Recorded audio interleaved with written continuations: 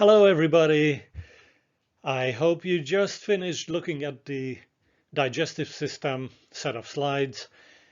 This chapter 25 plugs into it so incredibly well. You'll see it in the upcoming minutes and maybe hours. So with metabolism and nutrition, we will be looking at material that in part was covered in chapter 2. We will kind of ignore the nutritional aspect of it. We mentioned it maybe once or twice. Your chapter may have nutritional information on various nutrients. Please ignore that and keep with the lecture slides when you prepare for lecture exam 3. Our focus will be mostly on metabolism. This is a chapter that we'll bring together and refer to, harken back to many other chapters. It's interesting how a little bit of chemistry invokes so many biology that we have mentioned, and some we will mention in future chapters. With metabolism, we'll put a tremendous importance on energy flow in our body, and the nutrients that undergo metabolic reactions have various uses. We will cover this dependent on the actual nutrient, but just what we mean by nutrients that can undergo metabolic destinations. Let's take a look at this sketch. So with the digestive system, we have seen the justification for our digestive system provide the flow of glucose, amino acids, and triglycerides to our cells.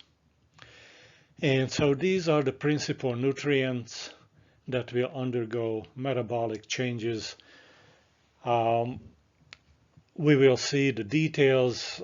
There will be a good deal of organic chemistry. We're not going to go through the entire set of reactions. You'll see how we're going to simplify the involvement of organic chemical reactions here.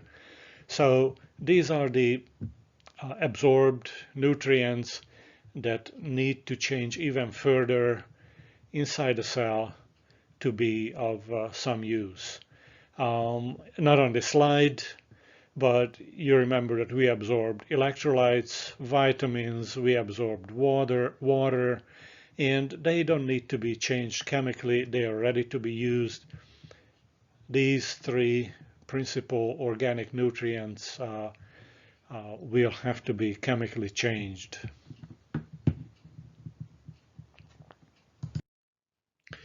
So here is a look back at chapter 2 when we looked at metabolic reactions. And so metabolic reactions we split into two groups. There's a set of catabolic reactions where we break organic molecules. So glucose, amino acids, triglycerides will undergo a huge set of catabolic reactions. We will detail those.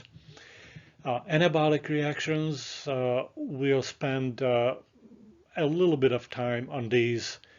Anabolic reactions is happening when simple organic molecules form complex ones. Our major example here will be when amino acids will form proteins. And here is the link yet again to chapter 2. We talked about catabolic and anabolic reactions there, releasing or needing energy. And because our body constantly needs energy, catabolic reactions, the ones that release energy, will be our focus here.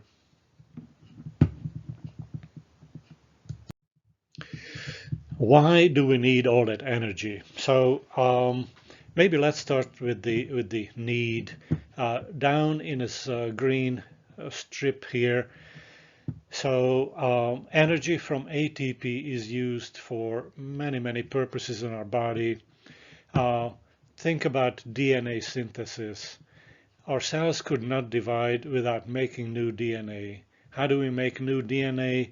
We need energy to put all those nucleotides into a long chain of DNA. To form polysaccharides. If you want to store surplus glucose in form of glycogen, we need to provide energy for that reaction. Making of proteins from amino acids require ATP in the form energy in the form of ATP. Our bodies are making 2 million new red blood cells every second. Now you know that hemoglobin and carbonic anhydrase proteins filling those red blood cells, we got to make new proteins at a breakneck speed, and therefore we need ATP at breakneck speed. And if that wasn't enough, whether it's cardiac, skeletal, smooth muscle, we need those muscle contractions powered by ATP. So if you think heartbeat is important, yes, we need energy for that. If you think skeletal muscle contraction is important, think about diaphragm for inhalation, super important. What about those smooth muscles? Now you know that without smooth muscle contraction in our artery walls, we would lose blood pressure. So there are many life-maintaining actions that are powered by ATP and therefore energy. We also looked at absorption in our small intestine. That was the last time we mentioned active transport. So active transport has a hallmark of using ATP, needing energy. There is truly no end to the uses of energy in our body. Our body is maintaining life. Our body is running itself using this chemical form of ATP. So now that we see the demand for ATP, let's see how we bring about the continuous production of ATP in our body.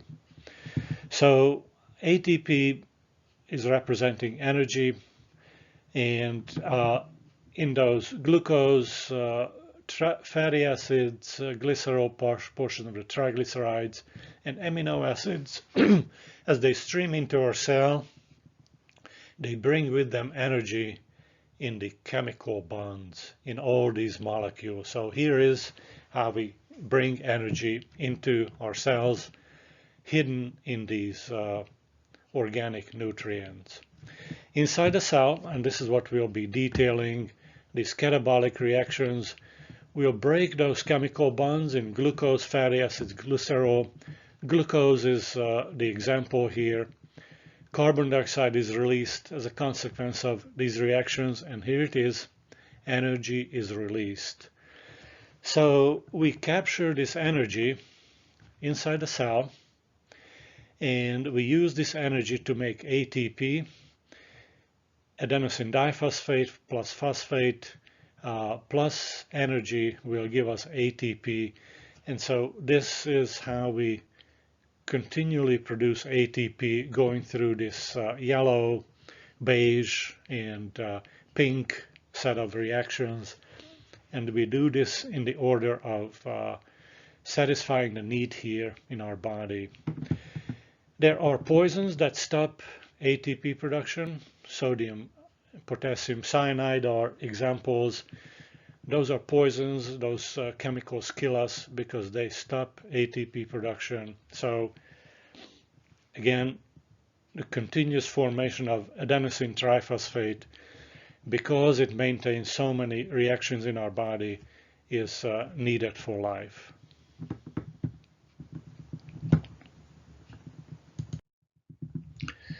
So breaking chemical bonds, catabolic reactions, usually fall in a category of oxidations. We're not going to go deep into this type of reaction. We're not going to rehash organic or inorganic chemistry here, but one linkage here is important. When oxidation chemical reactions happen, we are releasing hydrogen atoms and electrons from those organic nutrient molecules. It will turn out to be very important that those hydrogen ions and electrons are captured. You'll see this in about 15-20 minutes.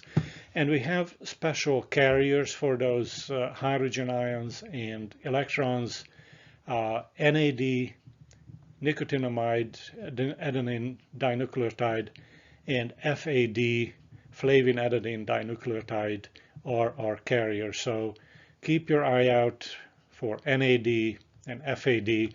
They will be part of our reaction as we are looking at the oxidation catabolic reactions for glucose, amino acids, and fatty acids.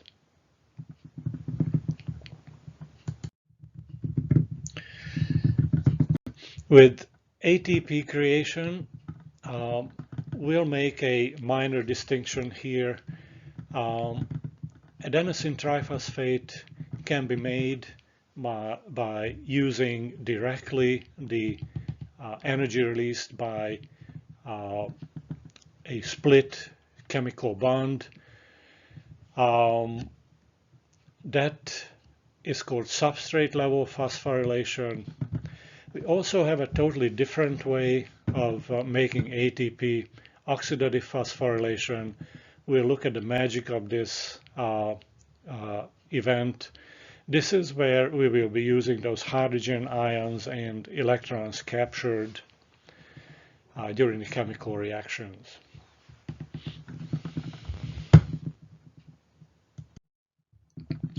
We're going to start with carbohydrates. The reason we start here because the glucose, the major carbohydrate in our blood, is available for all cells, and all of our cells have the means to use glucose. So this is a little backtracking to the digestive system.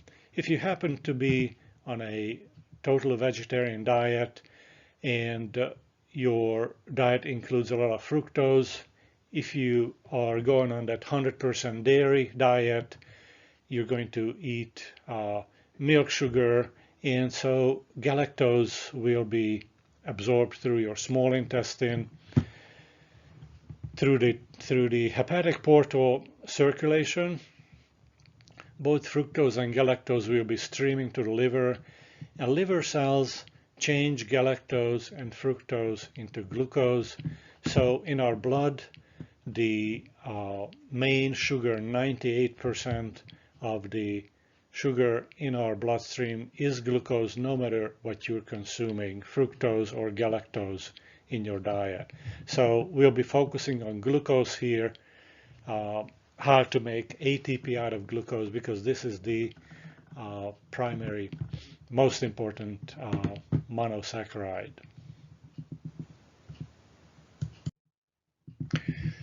So we will be continuing on from here of how ATP is made out of glucose.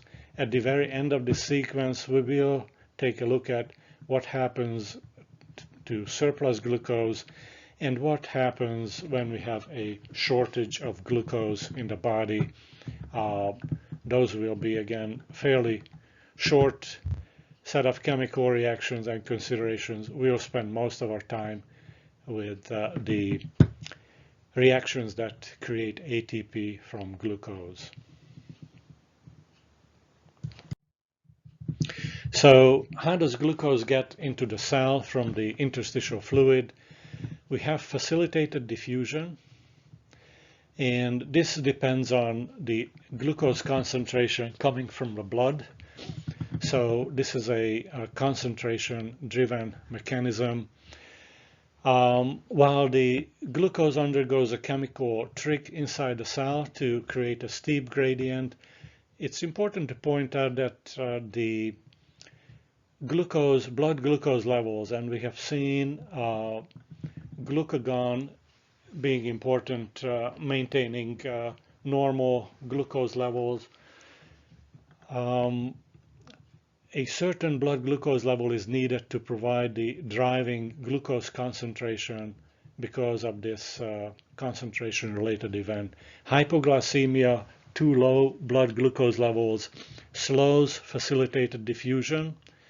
Our nervous system will feel this first, and we faint when there is hypoglycemia in our bodies, because this step, facilitated diffusion, slows down when the glucose concentration is not high enough to drive glucose into our cells.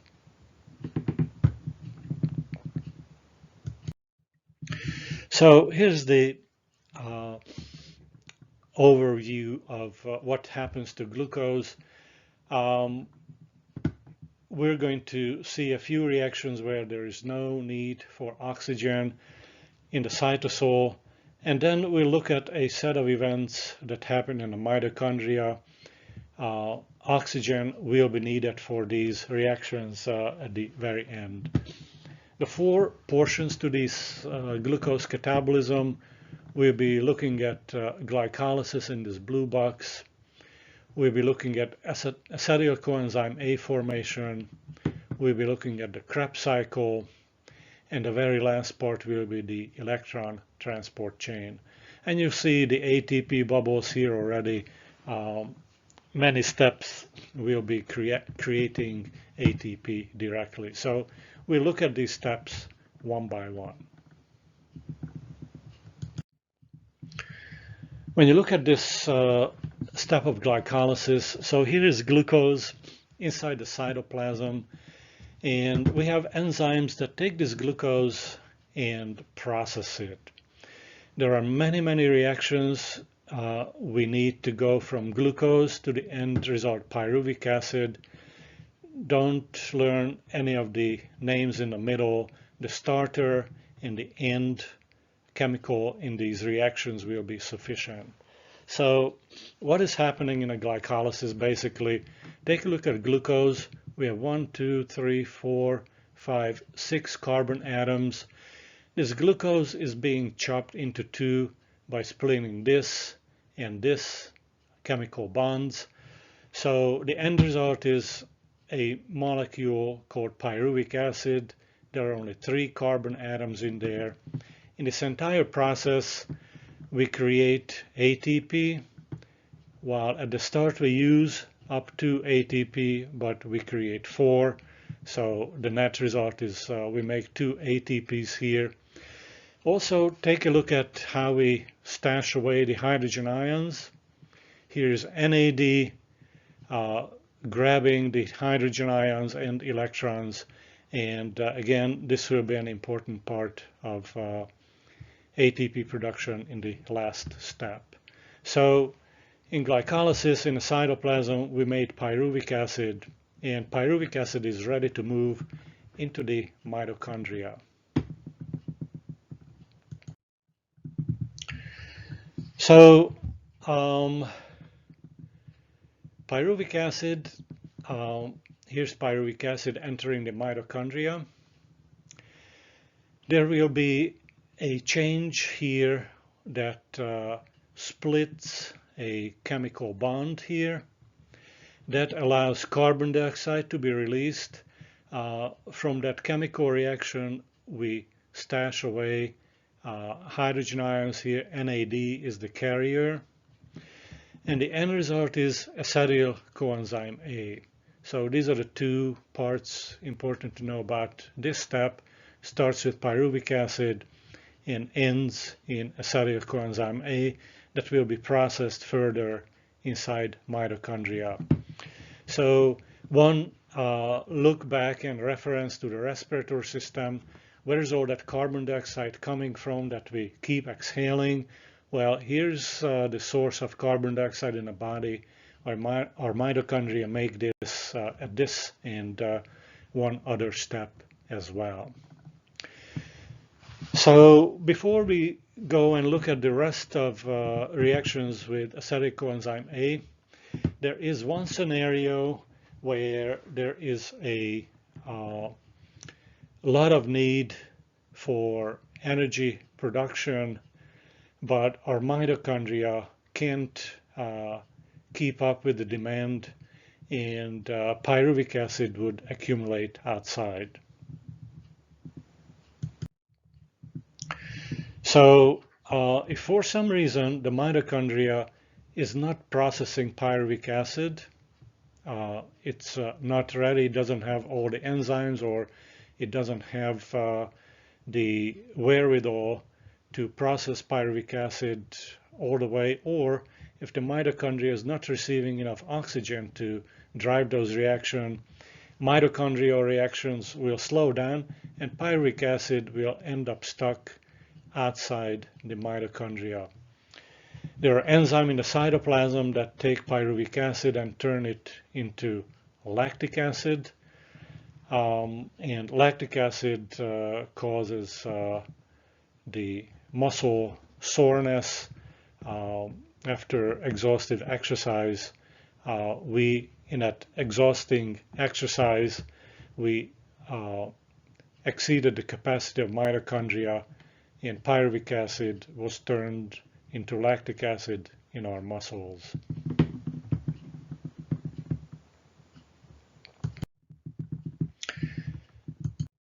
If everything is working up to speed in the mitochondria, acetyl coenzyme A joins the next reaction, the Krebs cycle.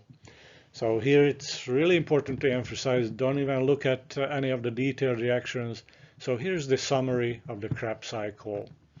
From acetyl coenzyme A, further chemical reactions will split this chemical bond between the two green carbons here, and those carbons will be exhaled through carbon dioxide. So we totally exhaled all carbons that came in with glucose. There is a substrate level phosphorylation here that makes ATP inside the Krebs cycle. And look at all these blue boxes. There are many places where hydrogen ions and electrons are snatched away from chemical reactions, FAD here, NAD here. And when we look at the chemical fate of glucose, this is where this ends, because we exhaled now all carbon dioxide. All carbon of the glucose is now heading out of the body through the respiratory system. At this point, our body has made only a few ATP molecules, about 10% of what can be made from glucose, and so we need this last step, the electron transport chain, and here is where these blue boxes, NADH and FADH, will come tremendously handy.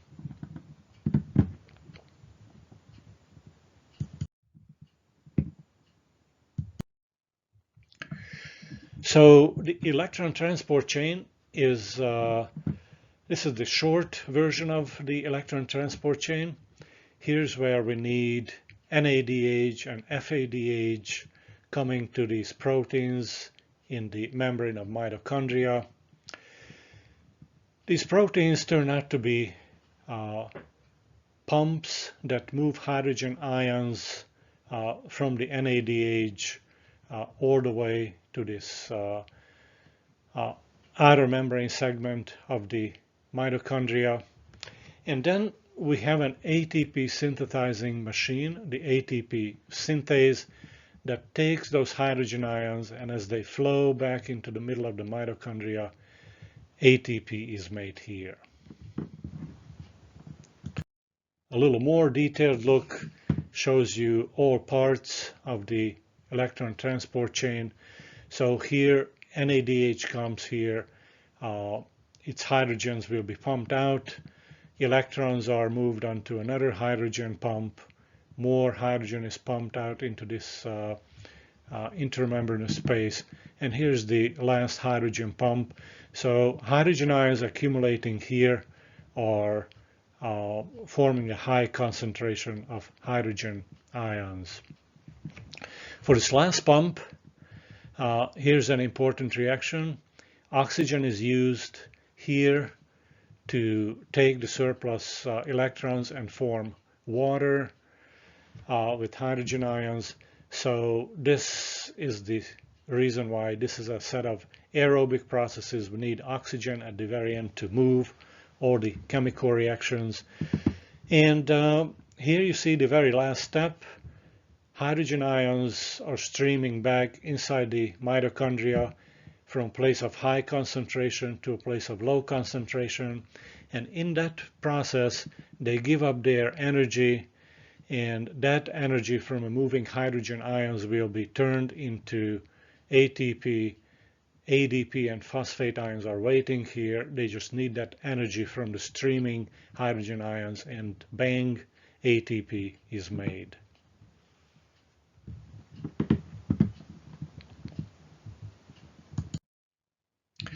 So this is the sum of the glucose metabolism. Here's glucose.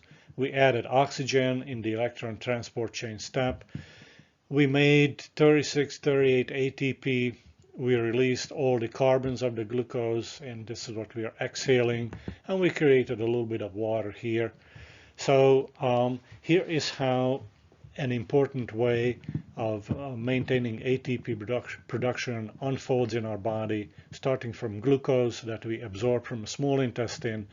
And at the end of all these reactions, our body is looking for ATP for all those usages that we already described.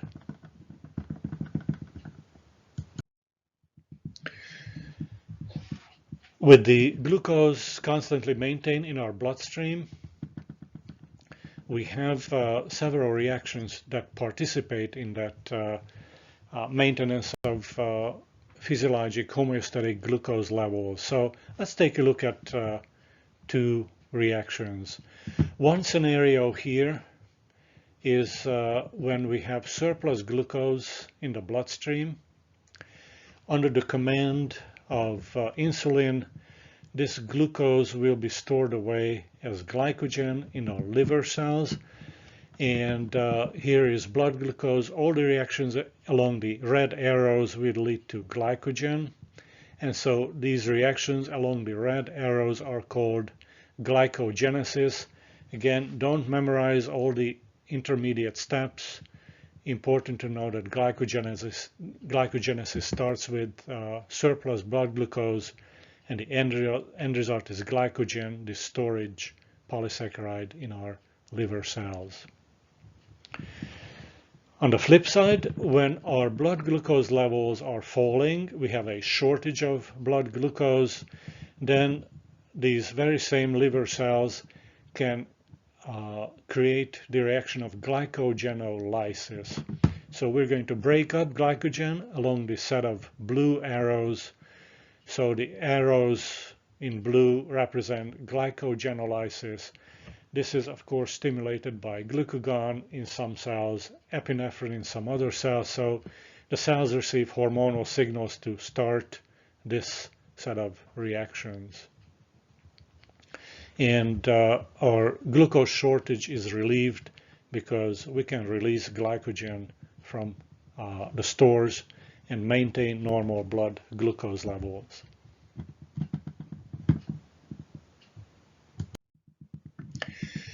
Our last scenario here regarding glucose is the scenario where we ran out of storage glycogen and our blood glucose level is still falling. This could be starvation scenario, and in starvation, when our calorie intake doesn't cover our calorie expenditures, our blood glucose still being used from the blood, but there's no replacement from glycogen because we exhausted that. What does our body do in that scenario? Maintaining blood glucose is mandatory. You will see that a little bit more explained in the second part of chapter 25 lecture. In our liver cells, this is what's happening. Pyruvic acid can be taken and pyruvic acid can be turned into glucose through these chemical reactions. Lactic acid can also be plugged into this sequence, and some amino acid can also be converted into glucose. Glycerol coming from triglycerides can also be plugged into this set of reactions, and so glucose can be made from amino acids and from triglycerides. Because we are creating glucose from completely different molecules, the name of this process here is gluconeogenesis, where we are creating new glucose from either triglycerides or amino acid. Again, don't need to memorize these names in the middle. It's important to remember this sentence. Protein, triglyceride molecules can be turned into glucose, and the name of the process is gluconeogenesis.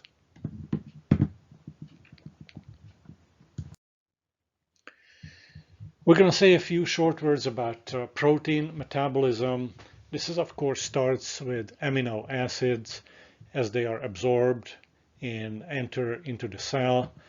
So most amino acids will be used for anabolic processes, making all kinds of proteins as enzymes, those sodium, potassium pumps, antibodies, clotting proteins, hormones, the contracting thick and thin filaments of skeletal, smooth and cardiac muscle, and structural proteins, remember collagen and elastin in connective tissues. We'll also say a few words about amino acid catabolism, because we already mentioned that amino acids can be used for gluconeogenesis. So in addition to gluconeogenesis, amino acids can be plugged into some parts of the Krebs cycle, into the acetyl coenzyme A building step, and some amino acids can be turned into pyruvic acid. All these sources of Krebs cycle components will create ATP, because an amino acid turned into acetyl coenzyme A can be now processed through the Krebs cycle and make ATP. So this is a catabolic aspect of amino acids. They will be broken down going through the Krebs cycle.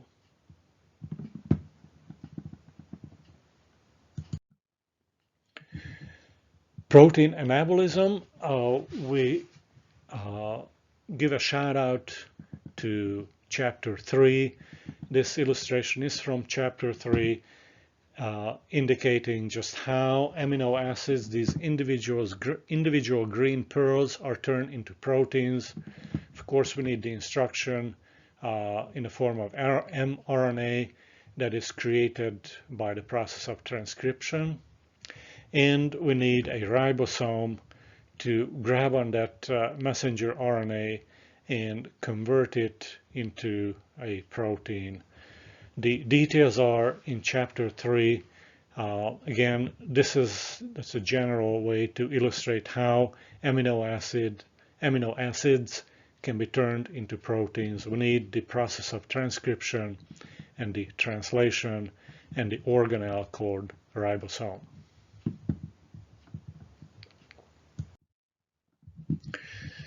We do have amino acids that we can produce in our body. These are the non-essential amino acids. There are some amino acids that are essential. We need to consume this with our diet.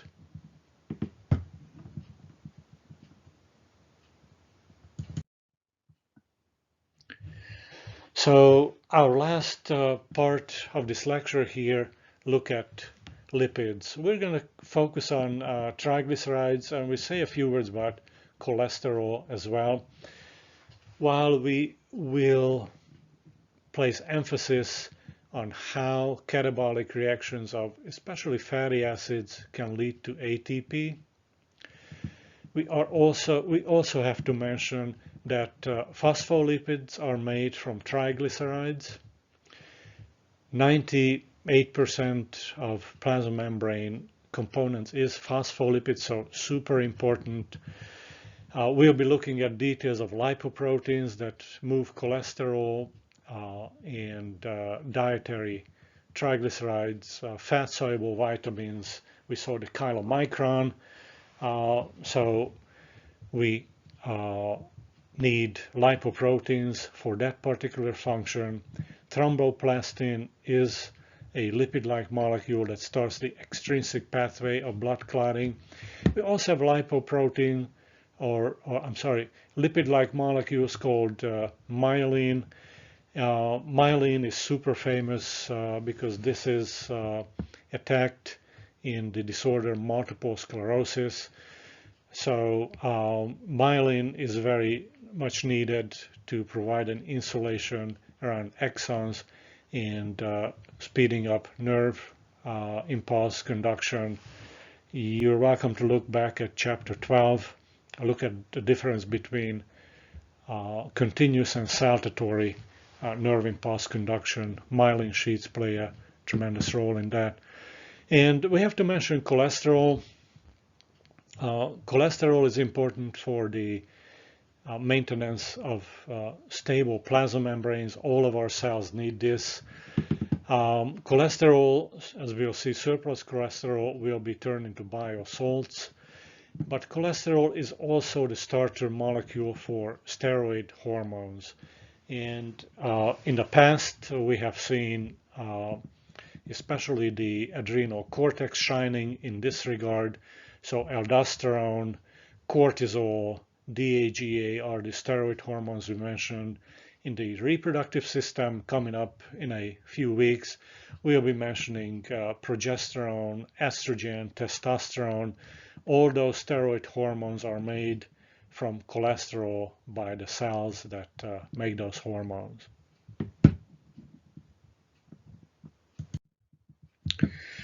So let's say a few words about transporting lipids. Lipids, if they're left to their own devices, will form droplets in our blood, and large lipid droplets could block blood flow. So lipids are transported in these lipoprotein shuttles. Here you see the protein parts. There are some excuse me, phospholipid sheet to confine triglycerides, cholesterol, fat-soluble vitamins. And this is the generic look of all the lipoproteins will be mentioned. It's a shell made of phospholipids and some protein. So, details of the lipoproteins. We have already seen chylomicrons. This is made by our intestinal epithelial cells, and they take dietary triglycerides, cholesterol, fat-soluble vitamins, and move it into the lymphatic system. So chylomicrons are streaming out from our lymphatic vessels, and chylomicrons will be taking the newly absorbed triglycerides into the liver. So this shuttle has small intestine to liver destination. Then we have very low density lipoproteins, VLDLs. So this is transporting newly made triglycerides, surplus triglycerides from a liver to adipose tissue. So this is the surplus triglycerides shuttle from liver to adipose tissue. And then we have two little better known lipoproteins. Here is LDL, low density lipoprotein.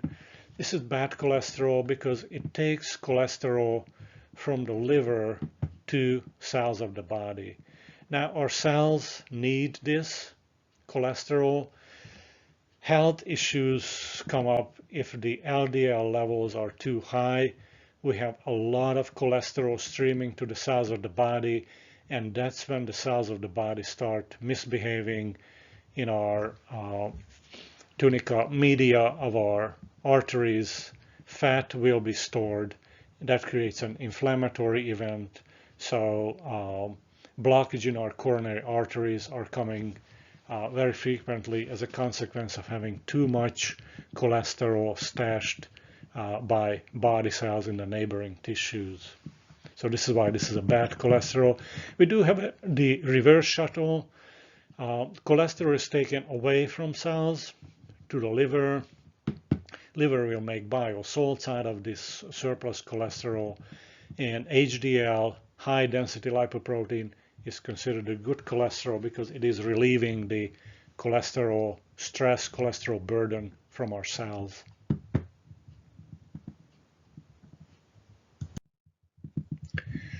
So cholesterol, this is something absolutely necessary. This is made by the liver and distributed from the liver, so our hepatocytes make cholesterol.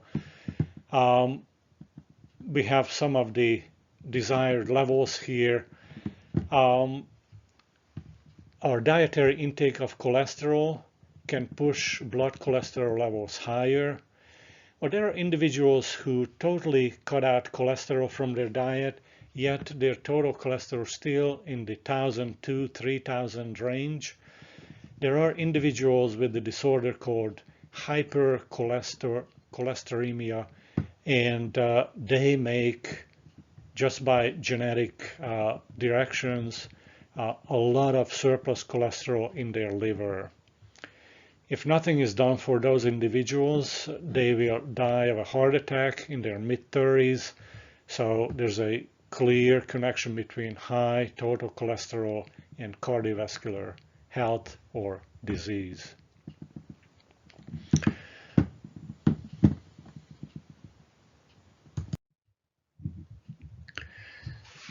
Surplus triglycerides are stored in adipose tissue. We just mentioned this as a review, going back to the tissue chapter, where you have seen the adipocytes, large lipid droplet in the middle. That's how these cells store adipose tissue. There's a tremendous incoming and outgoing traffic from those adipocytes. We are learning a lot about adipose tissue. They are not just fat storage locations. These are hormone producers. Adipose tissue create chemicals that can reprogram metabolism of our entire body.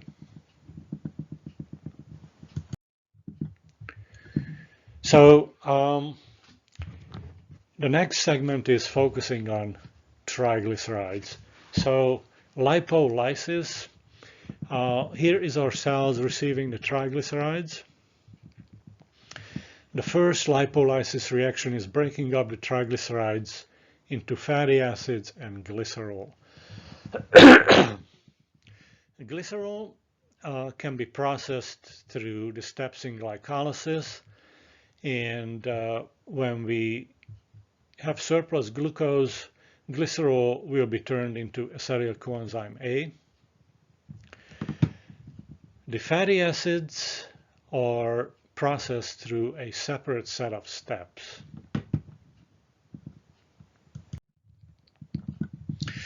So while glycerol has an easy way to be processed and turned into acetyl coenzyme A, fatty acids chemically look very different from carbohydrates, and they need an extra reaction.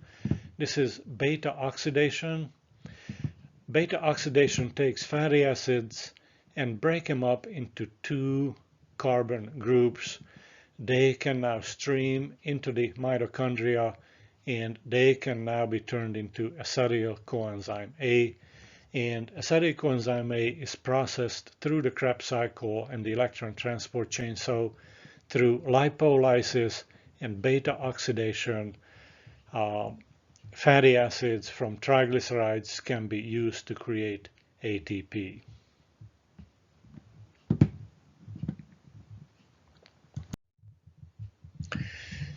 During this lipid degradation of fatty acids, there is a side reaction. Sometime, in addition to acetyl coenzyme A, a small percentage of other chemicals are created. These are called ketone bodies.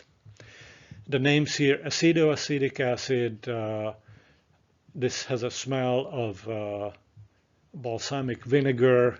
Beta-hydroxybutyric acid, this has a smell of rancid butter. Acetone has a smell of nail polish remover. And so these chemicals are normally created at very, very low levels. If the body is using huge amounts of triglycerides to create ATP, these side products accumulate in the body and can be detected in the urine and also in our breath. Uncontrolled type 2 diabetes is one of the situations where triglycerides are used in large excess by the body, and so the breath of an individual with uncontrolled type 2 diabetes or the urine of that individual will contain these markers, and diagnosis of that disorder can be made by urinalysis. These ketone bodies are normally utilized by the body. As you see here, cardiac muscle, kidney cells love to use these ketone bodies for energy production. If you go on a ketogenic diet, you are consuming foods that enhance the production of ketones. The only problem with ketones is that our neurons cannot use these for energy production. A major side effect of ketogenic dieting is hypoglycemia. A lot of people quit because of that. And that's because our neurons, our brain, cannot use these ketone bodies for energy production. And some of us have more sensitive neurons to hypoglycemia.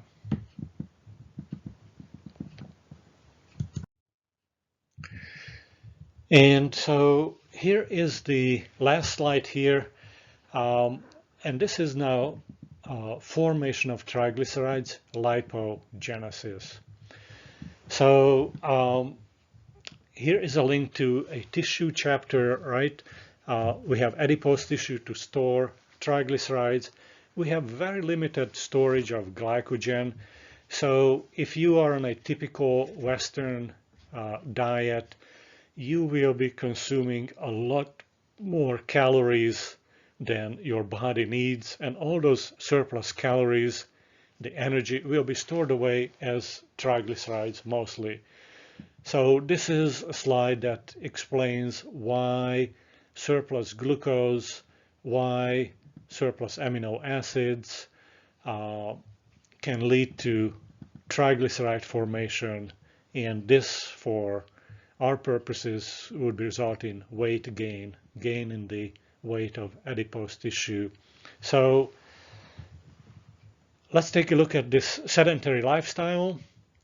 While we have a minimal need for ATP in our sedentary life, so chemical reactions slow down here in the Krebs cycle and in the electron transport chain.